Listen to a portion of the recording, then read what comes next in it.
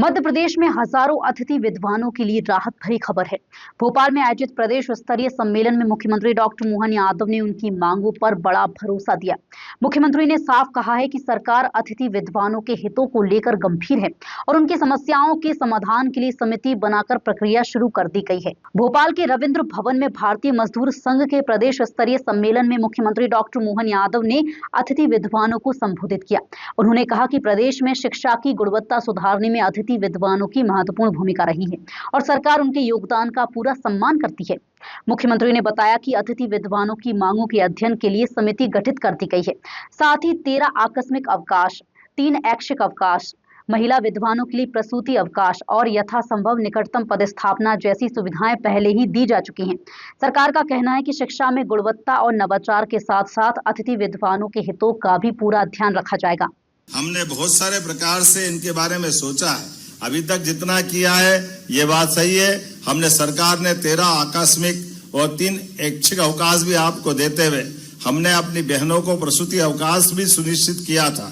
एक ही वर्ष में निकट के स्थान पर स्थान परिवर्तन की सुविधा भी दी थी और लोक सेवा में भी आपको 25% के पद आरक्षित करते हुए 10 वर्ष की भी छूट हमने दी थी। मुझे इस बात की प्रसन्नता भी है कि 2022 में 117, 2024 में 48 अतिथि विद्वान नियुक्त किए जा चुके हैं।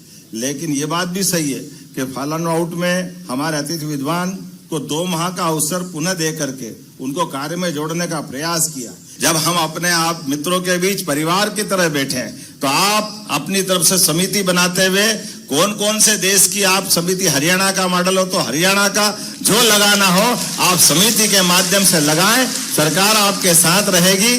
तो मेरी अपनी ओर से माननीय मंत्री जी से मैंने कमिटमेंट ले लिया है। इनने कहा हमारा मॉडल सबसे अच्छा होगा, किसी राज्य ने किया उनकी अच्छाई भी लेंगे, लेकिन कुल मिलाकर के जिस कमिटमेंट के आधार पर हम बैठे यह भरोसा हमारा आपका कायम रहेगा। ये इतना बात बोलते हुए एक बार मैं फिर आपकी ये इस मॉडल के आधार पर लेकिन फिर दोहराना चाहूंगा, हमारी पवित्रता के साथ प्रतिबद्धता के बलबूते पर हमारे इस पूरे वर्ग के लिए कल्याण के लिए जो बन सकता है सब करने के लिए तैयार रहेंगे। बाल बराबर भी हमारी सरकार की प्रतिबद्धता पीछे नहीं रहने वाली है। एक बार फिर मैं अपनी ओर से आप सबका हृदय से वंदन करता हूं, अभिनंदन करता हूं। आज भारतीय मजदूर संघ के नेतृत्व में हमारे उच्च शिक्षा में और तकनीकी शिक्षा में जो अतिथि विद्वान हैं उनके द्वारा जो उनके भविष्य को सुरक्षित करने के निर्णय हमारे मुख्यमंत्री जी ने लिए हैं, इसलिए मुख्यमंत्री जी का अभिनंदन किया गया है। आगे उनके भविष्य को और सुरक्षित करने का मुख्यमंत्री जी ने निर्देश दिए हैं। उस अनुसार एक कमेटी बनी है। कमेटी का जो सुझाव है उन पर हम परीक्षण करके उनके भविष्य को सुरक्षित करने का काम मध्य प्रदेश की सरकार करने जा रही है। बहुत बड़ा ऐतिहासिक निर्णय है।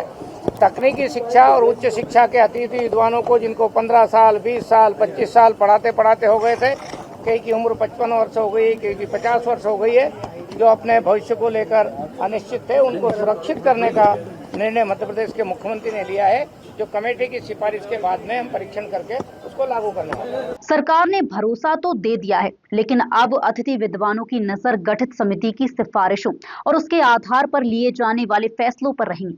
देखना होगा कि ये आश्वासन भविष्य में कितनी बड़ी राहत में बदलता है।